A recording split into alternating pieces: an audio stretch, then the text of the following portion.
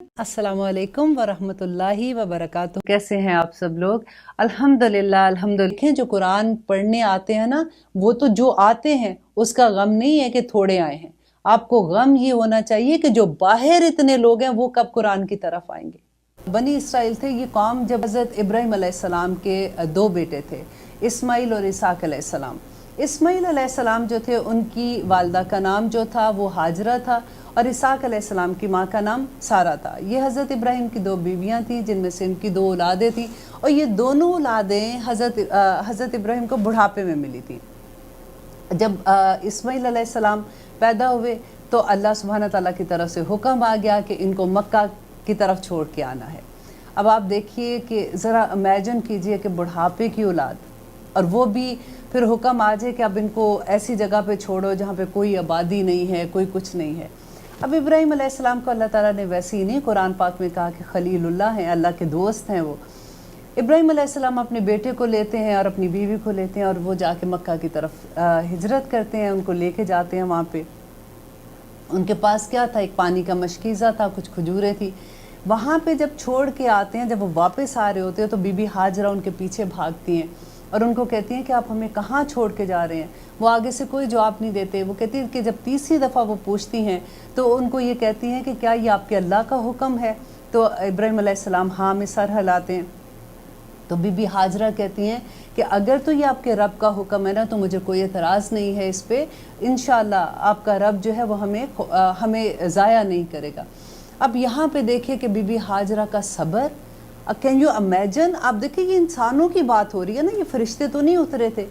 ठीक किस तरह से, क्योंकि नूह अलैहिस्सलाम के ज़माने में जब सैलाब आया था तो सारी दुनिया बहा के ले गया था और उस वक़्त ये था कि मक्का में जो काबा था वो भी बह गया था पानी में, तो कोई चीज़ नहीं थी। आप अगर मक्का में कभी गए हैं उम्रा हज करने के लिए, आपने देखा होगा कि वहाँ पे पहाड़ किस तरह के, अंधेरी रातें और वो पहाड़ और वो सारा कुछ। अभी भी हाजरा वापस आ जाती है।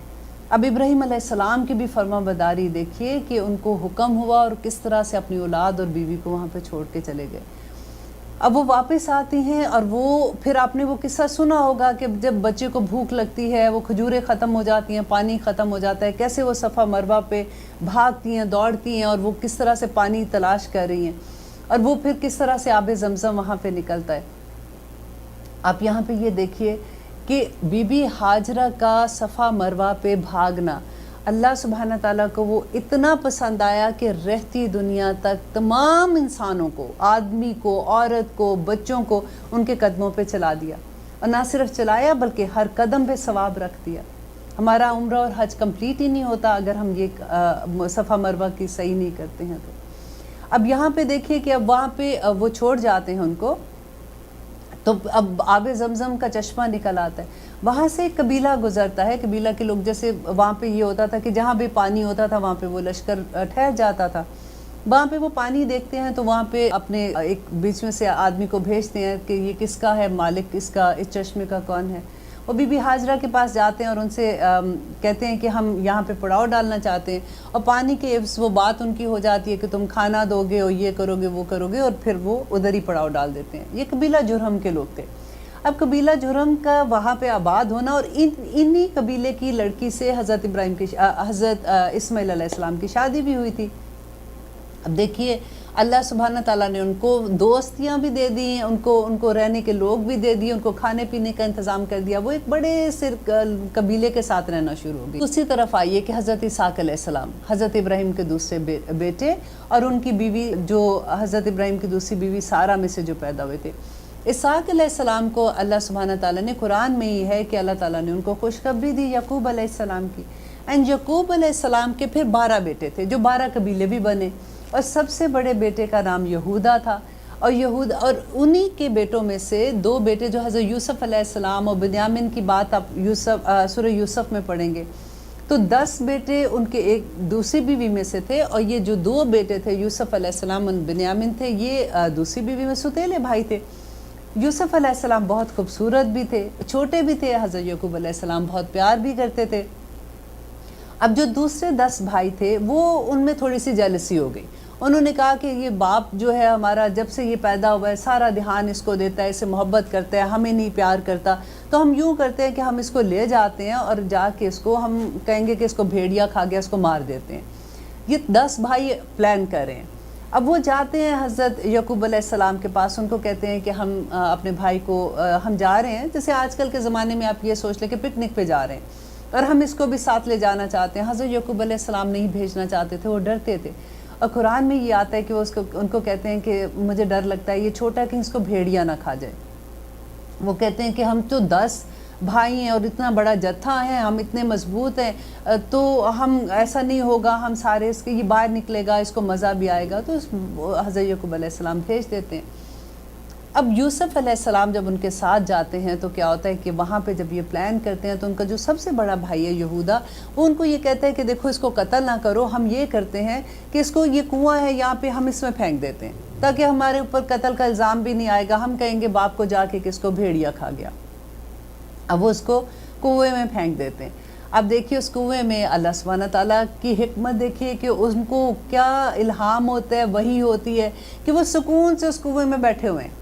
اب یہ بھائی واپس جاتے ہیں حضرت یعقوب علیہ السلام کو کہتے ہیں کہ وہ اس کو بھیڑیا کھا گیا، وہ روتے ہیں اور وہ اس کی قمیض جو ہے اس کو پھاڑ کے لے جاتے ہیں اور اس کو جانور کا خون لگا دیتے ہیں۔ کیا ہوتا ہے کہ ایک قافلہ گزرتا ہے، پھر وہی بات کہ کنواں تھا، پانی تھا، تو وہ وہاں پہ ایک آدمی کو بھیجتے ہیں کہ وہ جا کے کنویں میں سے پانی لے کے آئے۔ جب وہ اپنا ڈول ڈالتا ہے پانی کے اندر تو پانی جب باہر کھینچتا ہے تو حضرت یوسف علیہ السلام چھوٹے سے تو تھے، وہ ڈول کے میں بیٹھ کے اوپر آ جاتے ہیں۔ اب اس زمانے میں کیا ہوتا تھا کہ غلام بکتے تھے، انسان بکتے تھے جو غلام ہوتے تھے، تو وہ جو ڈول اوپر اٹھاتا ہے وہ دیکھتا ہے، وہ بڑا خوش ہوتا ہے، وہ کہتا ہے کہ چلو جی یہ تو ایک قسم کا مال آ گیا ہاتھ میں، تو ہم جائیں گے، کیونکہ یہ لوگ مصر سے آئے ہوئے تھے اور مصر میں واپس جا رہے تھے، شام میں تھے، رائٹ؟ شام میں حضرت یوسف علیہ السلام کیسے مصر پہنچے؟ تو وہ ایسے پہنچے تھے کہ یہ قافلہ ان کو لے گیا اور مصر کے بازار میں جا کے پھر یہ بکے، اور وہاں پہ جس آدمی نے اس کو خریدا وہ مصر کا بہت دولت مند آدمی تھا، وہ ان کو اپنے گھر لے کے گیا، اپنی بیوی کو یہ کہا کہ یہ بچہ جو ہے میں نے خریدا ہے اور اس سے اچھا سلوک کرنا، میں بھی ہم اس کو اپنی اولاد کی بنا لیں، مطلب ہم اپنا بچہ بنا لیں گے، یہ اس سے ہمیں فائدہ ہوگا۔ تو بیوی جیسے وہ گھر میں اپنے ان کے پلتے ہیں، بڑھتے ہیں، بڑے ہوتے ہیں۔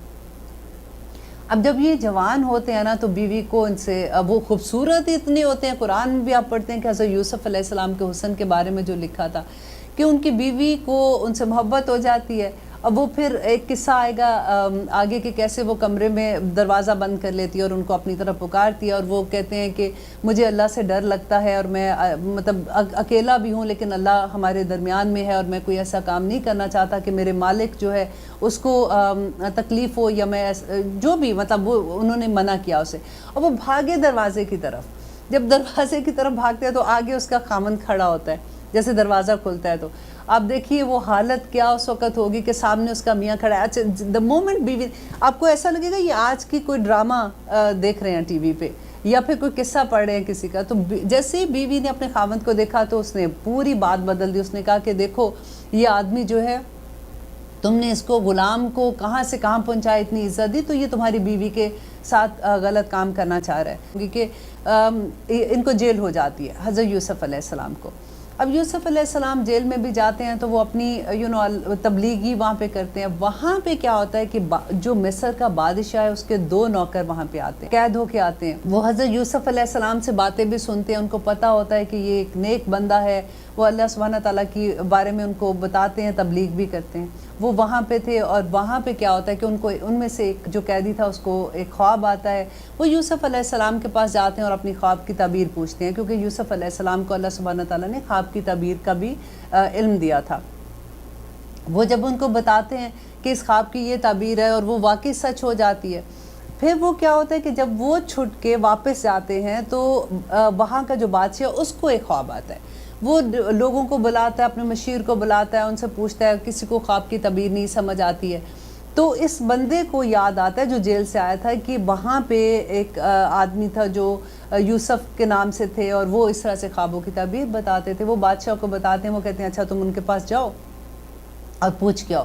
وہ خواب کی تعبیر بتاتے ہیں تو یوسف وہ بڑا خوش ہوتا ہے بادشاہ، وہ ان کو जेल से बुला लेते हैं और फिर उनको कहते हैं कि अब तुम क्या चाहते हो, मैं तुम्हें क्या इनाम दूँ। तो हज़रत यूसुफ अलैहिस्सलाम उनको कहते हैं कि अगर आप मुझे जो ख़जाना, आप आज की ज़ुबान में सोच ले कि ख़जाने के गवर्नर को क्या कहते हैं, कि मतलब मुझे जो इसका डिपार्टमेंट है जहाँ पे मैं ये चीज़ देखूँगा कि ख़जाने का कैसे हिफाजत करनी है, तो मुझे आप उधर लगा दें। वो उनकी बात मानी जाती है, उनको वो वहाँ पे मशीर लगा देते हैं ख़जाने का।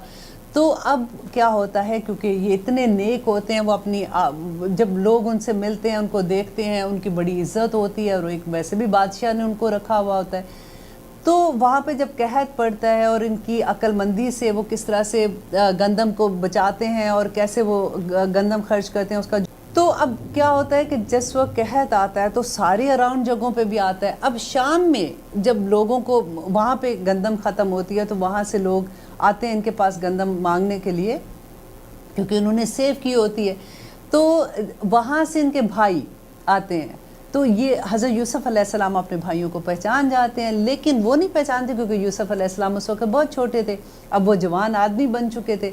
लेकिन यूसुफ अलैहिस्सलाम अपने भाइयों को जवानी में देखा होता है तो वो पहचान जा रही हैं, और फिर कैसे उनको वो कहते हैं कि अब तुम सारे मिस्र में मेरे पास आ जाओ। और उनके पूरी फैमिली जो होती है हज़रत यकूब अलैहिस्सलाम को पता चलता है, और वो कैसे वो फिर सारे माइग्रेट होकर मिस्र में आते हैं।